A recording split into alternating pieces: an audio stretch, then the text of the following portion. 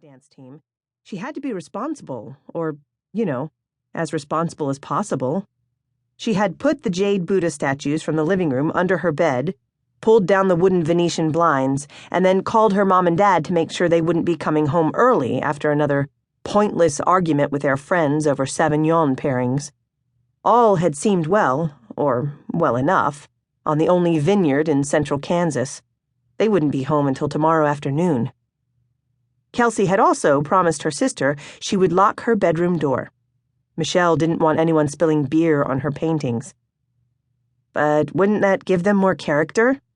Kelsey always joked. Michelle didn't find it funny. 10, 11, 12. Oh, shit! She'd forgotten to lock Michelle's door. 13, 14, 15. Hannah was really getting up there. Close to Kelsey's record. Too close. Kelsey looked at Hannah's concentrated upside-down face. You had enough, Hannah T?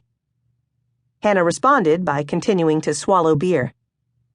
Kelsey knew how to deal with Michelle. She imagined her sister's fist forming when she saw her sticky stereo equipment. They were a couple of punchers, the two of them. What did their parents expect? Making twins share a room most of their lives? No headshots, no kidney shots. But the rest was fair game. The fights usually ended in split lips. It's how they show affection, their parents had told suspicious teachers when they were younger. It's healthy. 18, 19, 20. Shoulder to shoulder, red-faced partygoers crowded the keg, getting louder. Kelsey forced herself to chant with them. She started to plan her concession speech. And so the time has come. I must pass the keg stand mantle. But right at 23 seconds, the younger girl lifted a finger, the universal Lawrence High keg stand symbol for defeat. Guiding Hannah's skinny legs back down to the floor, Kelsey allowed herself a celebratory swig and a couple of fist pumps. Don't worry, Hannah, Kelsey's co-captain Jillian said.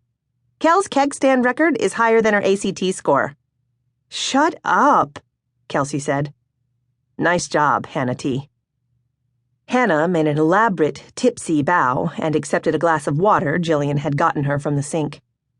Ingrid draped a long arm around Kelsey's neck and spoke in the terrible British accent she always adopted when she had been drinking.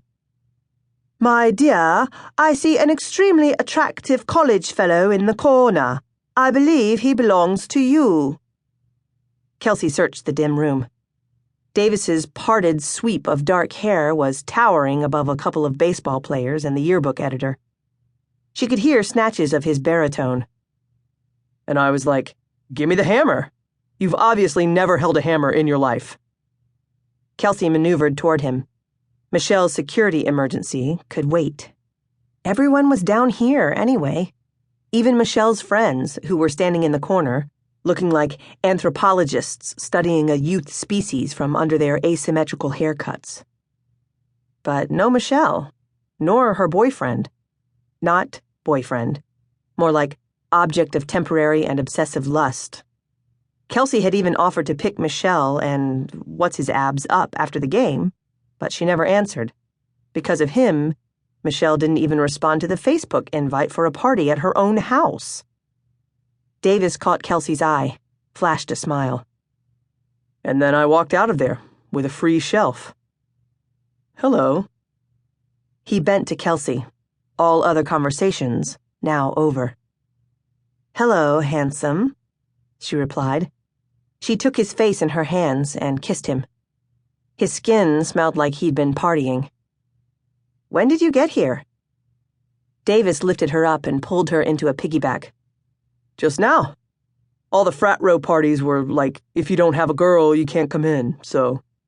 Lucky for me. Lucky for you. Davis advanced, causing her to accidentally kick a cheerleader or two. Where are you taking me? To Beerland, Davis called. Hannah T. stood swaying near the keg, sipping water. She looked at Kelsey on Davis's back, to her arms around his solid chest, and back to Kelsey. Who is that? Kelsey laughed.